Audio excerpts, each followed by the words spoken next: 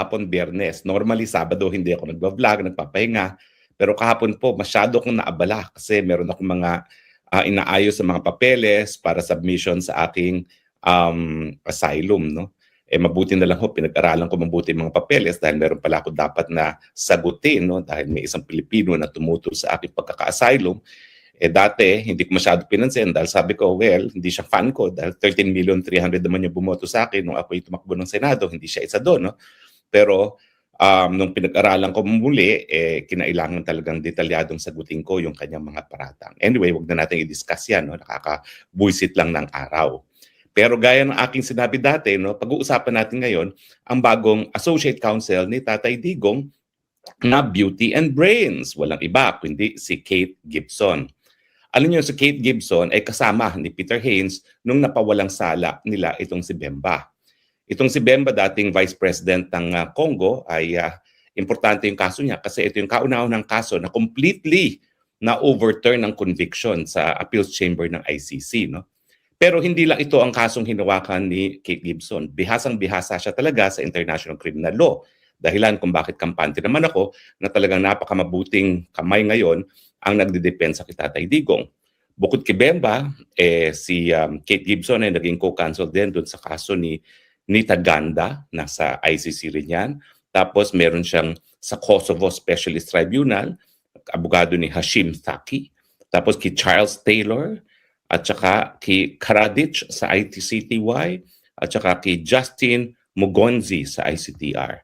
At siya rin po ngayon ay tumutulong doon sa fact-finding mission sa Myanmar at saka abogado ng mga Rohingyans, no? Doon sa kanilang reklamo na gine-genocide sila ng iba't ibang bansa ngayon, no? Lalong-lalo na ng Myanmar, no?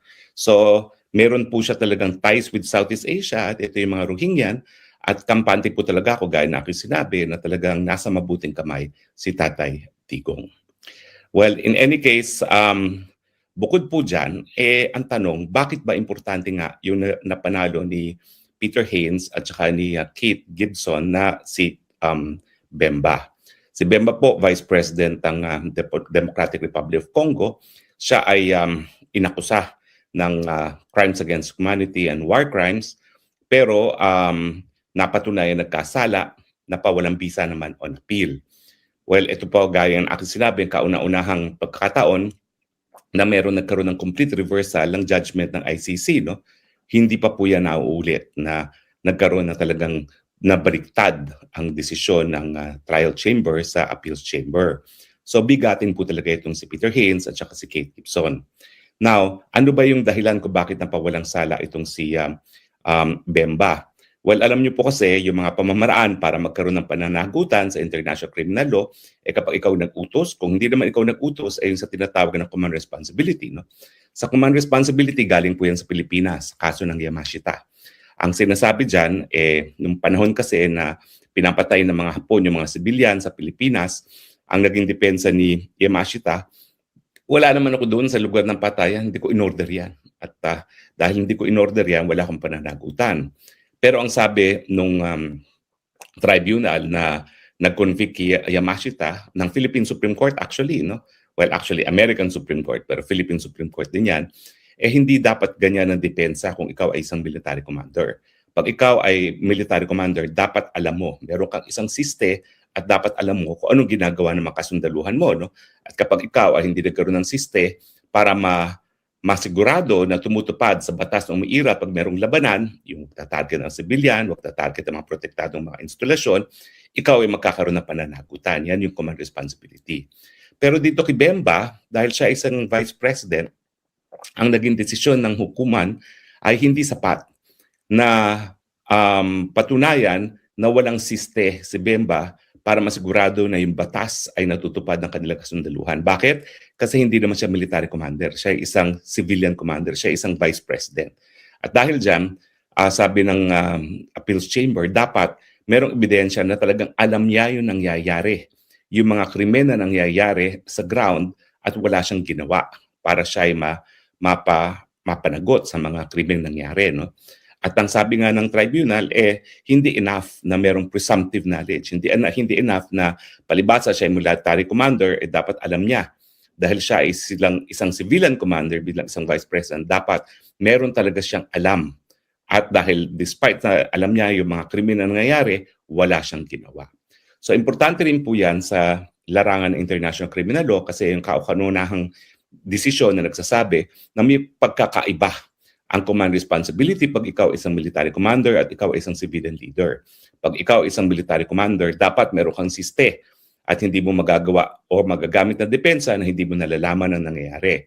Pero kung ikaw naman ay civilian president o vice president, kinakailangan mapatunayan na may aktual na knowledge ka, aktual na kaalaman na nangyayari mga krimen at wala kang ginawa. Well, in any case, usap-usapan na rin yung naging deklarasyon ni Trump na nais niya magsanib puwersa ang Amerika, ang China at ang Russia para nga po buwagin ng ICC.